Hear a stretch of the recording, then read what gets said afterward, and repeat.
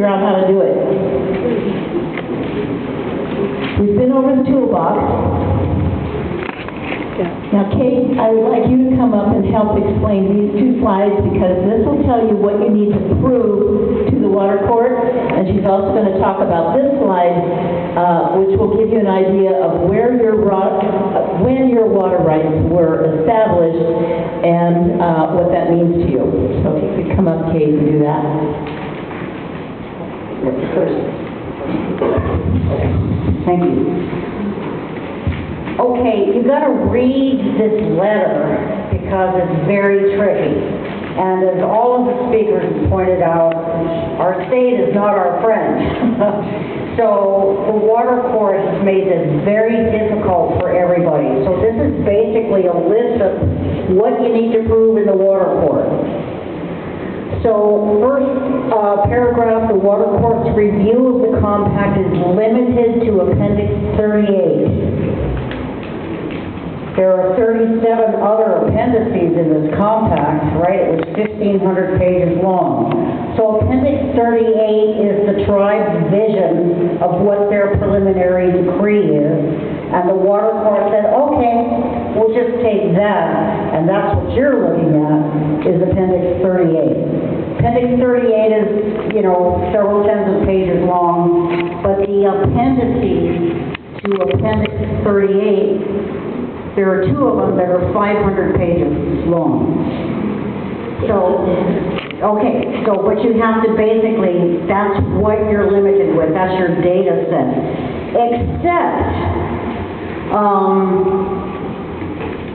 Except the water court's review can extend to other sections of the compact other than Appendix 38, so long as those sections of the compact relate to the amount of water the tribe's got or the operation.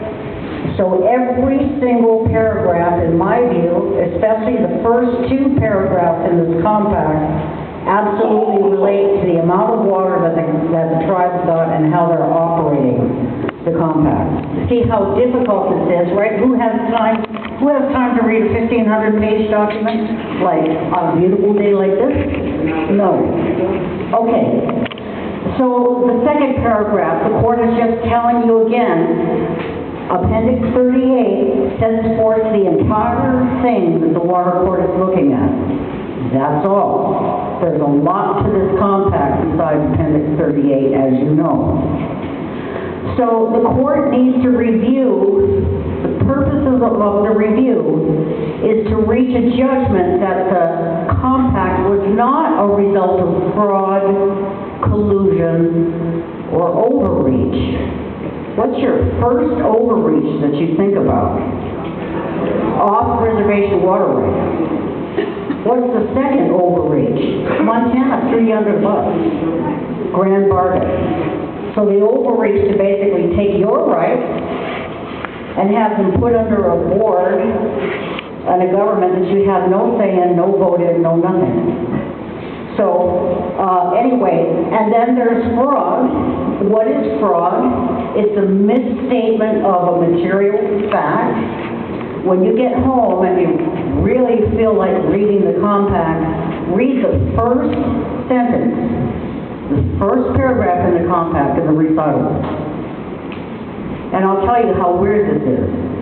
That sentence says, the tribe reserves the Flathead Reservation. Remember what Rick Jor said, federal reservation of land gives you a federal reserved right. The tribe said, we reserved it, so we are collecting tribal water rights. So the fraud is, that's a misstatement of fact. There are a lot of things in here, but you can imagine how tough it is to deal with it. Collusion. How is it that all three governments decided that only Appendix 38 is the one you can look at? What do you think about that? What do you think about that? So is that collusion? There's actually lots of evidence. One of the biggest aspects of collusion, and I'm not a lawyer, I'm just throwing this out because we observe this, is they basically conspired, in my view, to prevent you from knowing anything. There were no environmental studies, there were no economic studies. They came out to people with talking points and waving hymns, and they never told you that you lost your rights. They never told you that the tribes took everything. They never told you that the tribes in the United States have already objected to all of your water rights. They already have. Did anyone tell you that? Okay. And then the last thing, the purpose of this kind of review is to basically not ensure that the settlement is fair to the negotiating parties, but that it was fair to you. So here's my question, and I'll finish, thank you. If you're only allowed to look at Appendix 38 in this compact, and you haven't been told anything else, is that fair? How much are you going to be able to say if that's all you've got? So this is now time to start thinking and looking at these things and going forward. Do you want to do the next one? Okay, just a quick brief thing. Those of you who have water rights who did not get a letter, let's meet afterwards in the back of the room, because this is going to be a reason to basically postpone that December 6th deadline. Because this is almost November. Well, not that far. Anyway. Okay, so that's the first thing. So what we're talking about is your water right visible in the database? Can you see your water right? This is a big issue. So here's generally what we have. Pre-1973, as the Constitution of Montana said, those rights are affirmed. Those are already affirmed. They're being adjudicated now pre-1973 water rights. Post-1973 are considered a quote, new appropriation. So that if your water rights are post-1973, you filed all the papers and you did all of that material and so forth. Post-1996, who's got a situation where you're post-1996? Okay. There was a decision in 1996 called the CSKT decision. And it's basically what happened to everybody's will after that, or their diversion from a stream. They went into a drawer in Kalispell.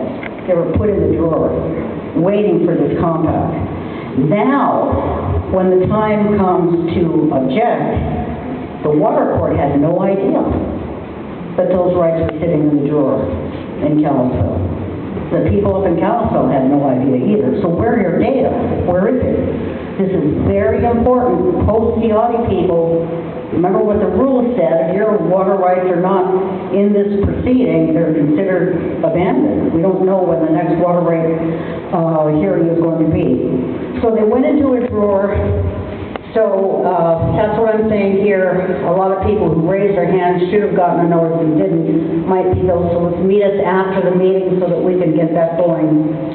And then groundwater wells. We learned from a driller in the Flathead area that after about 1996, he didn't file any papers. Remember, it's in Montana, basically your driller drills the well and then he files the papers and so forth.